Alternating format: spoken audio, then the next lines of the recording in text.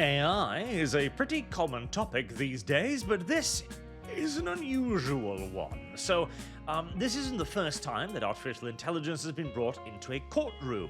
The first time somebody tried to use an AI defender and got yelled at a lot by the judge, for unsurprising reasons.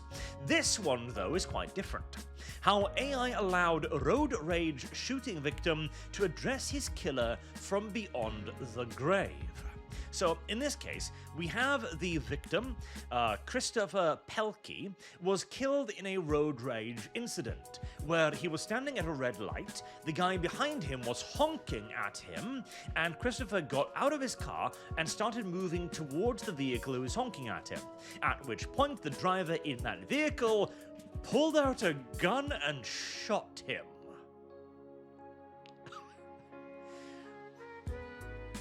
Okay, that's pretty gosh darn insane, to put it mildly. And of course, he was then arrested and sent to trial, obviously.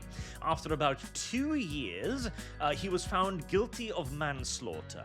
And this video, which we'll have a look at, was then created by his sister to have him basically talk to the accused, the man who murdered him. Now, before we watch this video, and I do want to watch this video, there are some interesting pieces of context here. The sister wanted the maximum penalty for the man. She did not actually plead clemency for the murderer at any point. She desired the maximum penalty.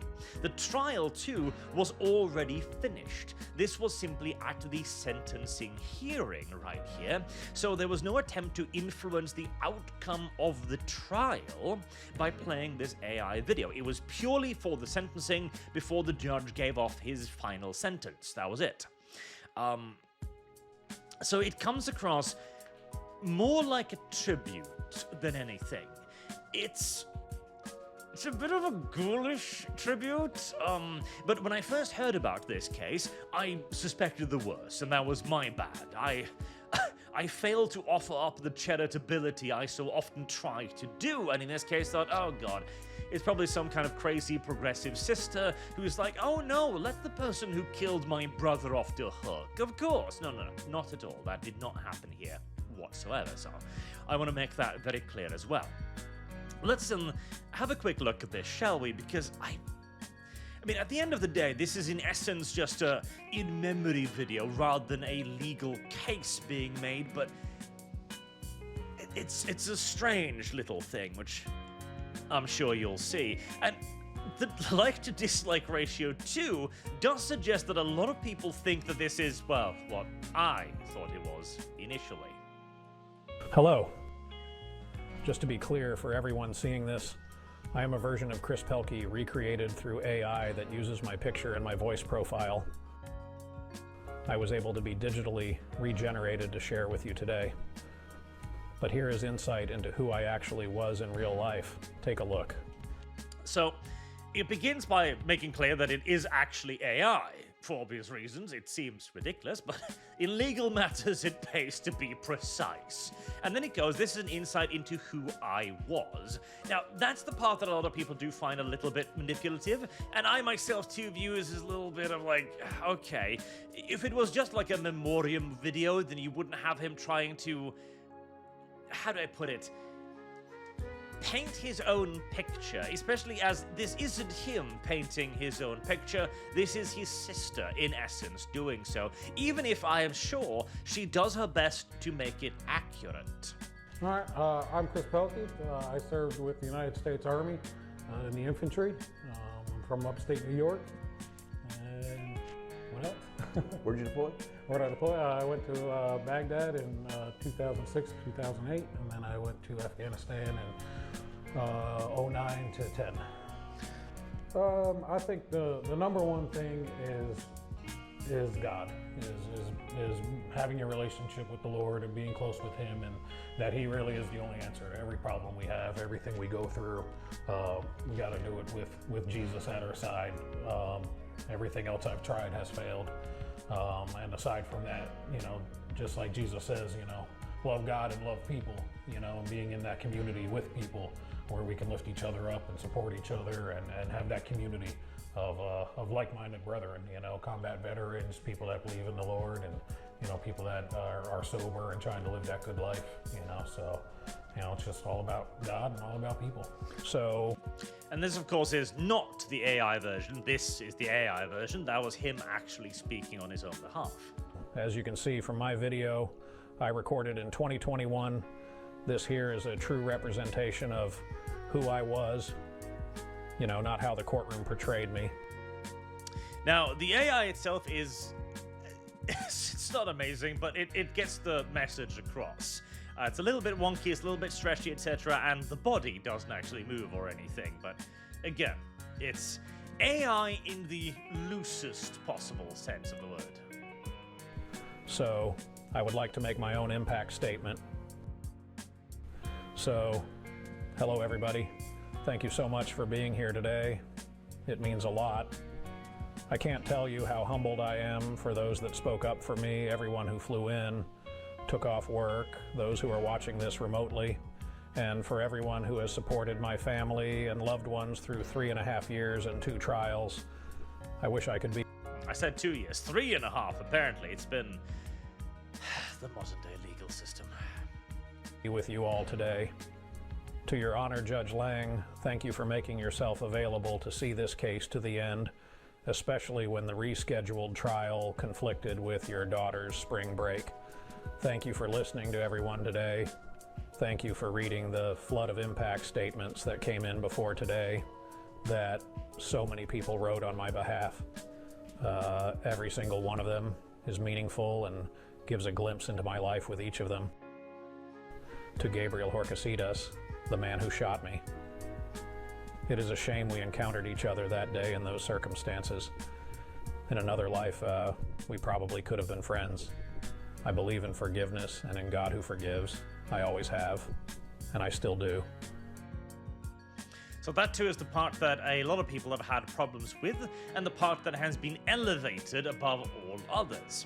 The idea that the AI representation, which isn't really an AI, but just simply AI-generated video, in essence, is apparently pleading for clemency. Now, it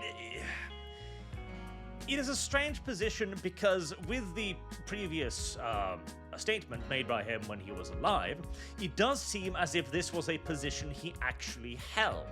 Now, whether or not he would have been able to maintain that in face of getting shot, that is the obvious question, and many will immediately and unsurprisingly say, no, probably not. But as well, that is doing kind of the same as the sister, I do suppose. Projecting our own judgments upon the deceased, kind of making the people who are judging that guilty of the same crime they're accusing the sister of. Now, what I will say is that this does feel mentally manipulative and more than a little ghoulish, of having the person in question who is passed away try to make his own impact statements, where of course he isn't making the statement, it is a AI-generated video of him. It all feels wrong, and I think the key issue here is, more than anything else, that this wasn't actually the sister's place to be. This wasn't her words to say, as she, of course, was the one who wrote all of this. It was not seemly for her, shall we say, to put her words in the mouth of her brother in this way. To my family and everyone that I've met along the way, it was a lot of fun. You know, I always had a lot of fun. Love each other, because you never know how long you have. But make the most of each day and live your life. It is okay to stumble. God has you. Remember, getting old is a gift that not everybody has. So embrace it and stop worrying about those wrinkles. I once played with one of those filters on your phone where you can make yourself look old. I shared it with a cousin of ours years ago. This is the best I can ever give you to what I would have looked like if I got the chance to grow old. Scary, huh? No, really. Thank you to everyone for being here. It means more than you know. So this was quite impactful to the judge. There's even a whole video on that, which I think we might as well have a look at too. After the goddamn ads play, that is, of course. I really do need to switch to Brave. I love that AI. Thank you for that. And as angry as you are, and justifiably angry as the family is, I heard the forgiveness, and I know Mr. Horcasitas appreciate it, but so did I. As I said, I like to think I would do that. I don't know that I would. But I love the beauty in what Christopher, and I call him Christopher, I always call people by their last names. It's a formality of the court, but I feel like calling him Christopher as we've gotten to know him today. I feel that that was genuine, that his obvious forgiveness of Mr. Horcasitas reflects the character I heard about today. But it also says something about the family. Because you told me how angry you were, and you demanded the maximum sentence. And even though that's what you wanted, you allowed Chris to speak from his heart as you saw it. I didn't hear him asking for the maximum sentence. So then you also hear it reiterated yet again that the sister did actually ask for the maximum sentence. And I believe the maximum sentence was also then passed down by the judge. So if this was a plea for clemency, it was not heard. And you can tell as well the judge was affected by it. And that is probably the point that I personally object to the most, because this, again, as I said, this does come across very much so as mental manipulation. Now, in this case, the judge wasn't moved by it on the sentencing, and he simply laid down the sentence that he had presumably already came up with.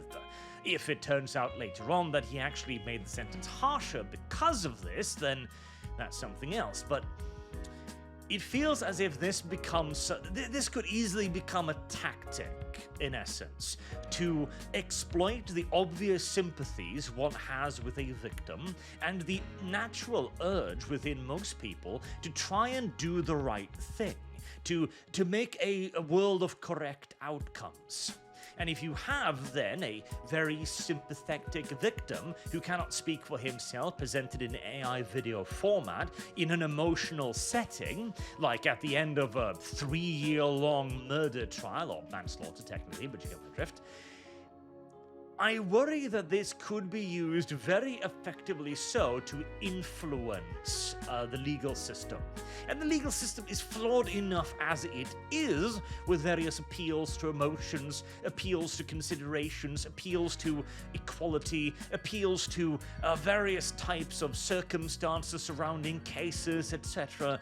The law is no longer blind. It is no longer colorblind. It is not even fair in most cases these days, as indeed we saw in a video not too long ago, for example, with obvious activist judges using their positions that has been granted to them in the hopes that they would honor it, thereby being called Your Honor, very obviously misusing their power and privilege to, in many cases, enact their own ideological decisions as well.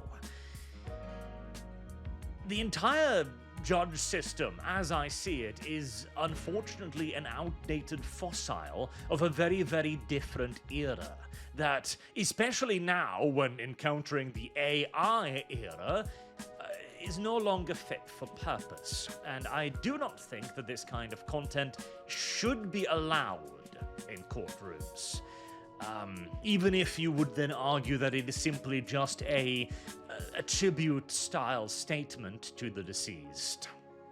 But I am very interested in hearing what everybody thinks about this, because this, I imagine, is a rather divisive issue in many ways. So please, do let me know what you think in the comment section down below. And until next time, I have been Arch. Thank you all very much for watching, and I hope to see you all again soon. Till then, have a good day.